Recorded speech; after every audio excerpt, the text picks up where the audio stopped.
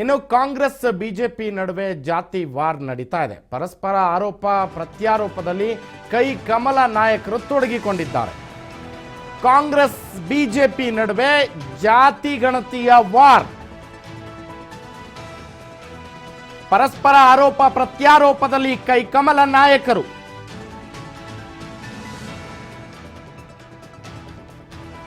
ಕೇಂದ್ರ ರಾಜ್ಯದ ನಡುವೆ ಜಾತಿ ಸಮೀಕ್ಷೆಯ ಫೈಟ್ ತುಂಬಾ ಜೋರಾಗ್ತಿದೆ. ರಾಜ್ಯದಲ್ಲಿ ಜಾತಿ ಗಣತಿ ಮರು ಸರ್ವೆ ಅಗತ್ಯ ಇತ್ತ ಅಂತ ಪ್ರಶ್ನೆ ಮಾಡ್ತಾ ಇದೆ ವಿರೋಧ ಪಕ್ಷ. ಕಾಂಗ್ರೆಸ್ ಸರ್ಕಾರದ ವಿರುದ್ಧ ಬಿಜೆಪಿ ಕೆಂಡಾಮಂಡಲವಾಗಿದೆ.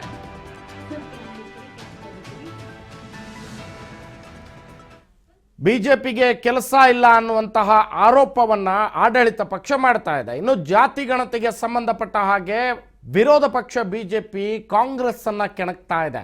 ನೀವು ಮಾಡಕ್ಕೆ ಹೊರಟಿರುವಂತಹ ಕೆಲಸ ಸರಿಯಲ್ಲ. ಈಗಾಗಲೇ 150 ಕೋಟಿ ರೂಪಾಯಿ ಹಣವನ್ನ ವ್ಯಯ ಮಾಡಿದಿರಿ, ಗಣತಿಯನ್ನ ಮಾಡಿಸಿದಿರಿ. ಈಗ ಮತ್ತೆ ಪುನರ್ ಸರ್ವೆಗೆ ಹೋಗ್ತಾ ಇದ್ದೀರಾ. ಯಾರಪ್ಪನ ಮನೆ ದುಡ್ಡು ಅನ್ನೋ ಪ್ರಶ್ನೆಯನ್ನ ಕೇಳ್ತಾ ಇದೆ ಬಿಜೆಪಿ. ಹೇಗಿದ್ರೂ ಕೇಂದ್ರ ಸರ್ಕಾರ ಗಣತಿಯನ್ನ ಮಾಡ್ತಾ ಇದೆ, ನೀವು ಸುಮ್ಮನಿದ್ಬಿಡಿ ಅಂತ ಹೇಳ್ತಾ ಇದೆ. ಅದಕ್ಕೆ ರಾಜ್ಯ ಸರ್ಕಾರ ನಮ್ಮ ಸಮೀಕ್ಷೆಗೂ ಅವ್ರ ಸಮೀಕ್ಷೆಗೂ ತುಂಬಾ ವ್ಯತ್ಯಾಸ ಇದೆ ರೀ ಅನ್ನೋ ಮಾತನ್ನ ಹೇಳ್ತಾ ಇರುವಂತಹದ್ದು. ಸಾಮಾಜಿಕ, ಶೈಕ್ಷಣಿಕ, ಆರ್ಥಿಕ ಸಮೀಕ್ಷೆಯ ವ್ಯತ್ಯಾಸ ಅದರಲ್ಲಿ ಕಂಡು ಬರುತ್ತೆ ಅನ್ನುವಂತಹದ್ದು. ದಾವಣಗೆರೆಯಲ್ಲಿ ಸಿಎಂ ಸಿದ್ದರಾಮಯ್ಯ ಕೂಡ ಇದಕ್ಕೆ ಪ್ರತ್ಯುತ್ತರವನ್ನ ಕೊಟ್ಟಿದ್ದಾರೆ.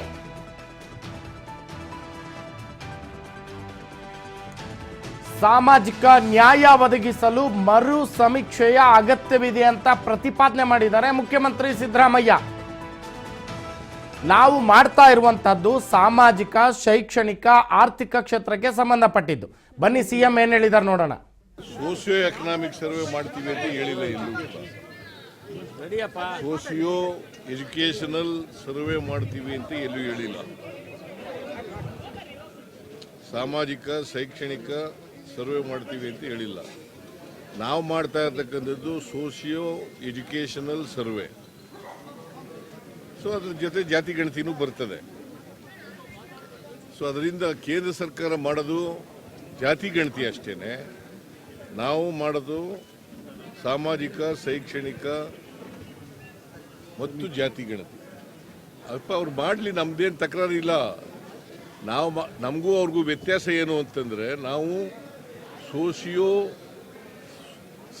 ಎಜುಕೇಷನಲ್ ಸರ್ವೆ ಮಾಡೋದು, ಸೋಸಿಯೋ educational survey.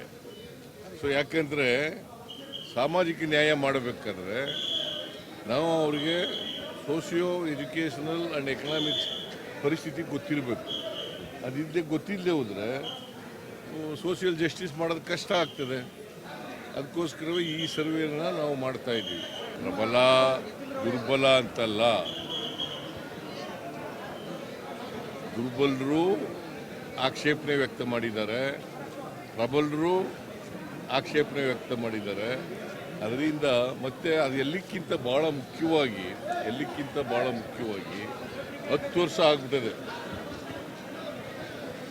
Section 11 of the backward class act ಪ್ರಕಾರ, ಸೆಕ್ಷನ್ 11 ಕ್ಲಾಸ್ 1 ಅದರ ಪ್ರಕಾರ 10 ವರ್ಷ ಆಗಿದ್ದರೆ ವರದಿ, ಹೊಸ ವರದಿ ತರಿಸ್ಕೋಬೇಕು ಅಂತ ಇದೆ. ಅದಕ್ಕೋಸ್ಕರ ಮಾಡಿದ್ವಿ.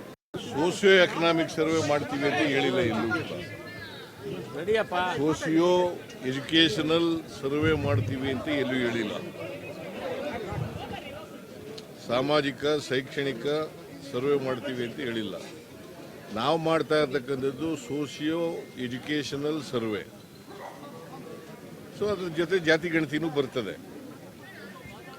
ಸೊ ಅದರಿಂದ ಕೇಂದ್ರ ಸರ್ಕಾರ ಮಾಡೋದು ಜಾತಿ ಗಣತಿ ಅಷ್ಟೇನೆ, ನಾವು ಮಾಡೋದು ಸಾಮಾಜಿಕ, ಶೈಕ್ಷಣಿಕ ಮತ್ತು ಜಾತಿ ಗಣತಿ.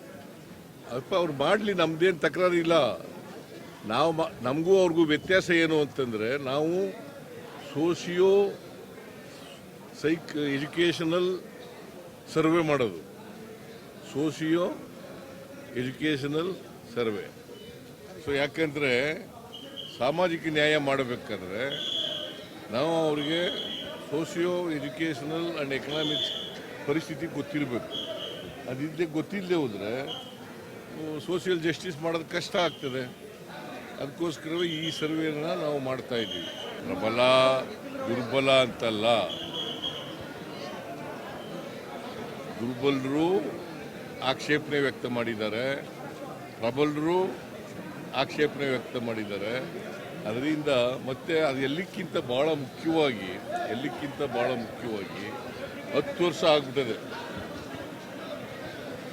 Section 11 of the backward class act ಪ್ರಕಾರ, ಸೆಕ್ಷನ್ 11 ಕ್ಲಾಸ್ 1 ಅದರ ಪ್ರಕಾರ 10 ವರ್ಷ ಆಗಿದ್ದರೆ ಹೊಸ ವರದಿ ತರಿಸ್ಕೋಬೇಕು ಅಂತ ಇದೆ. ಅದಕ್ಕೋಸ್ಕರ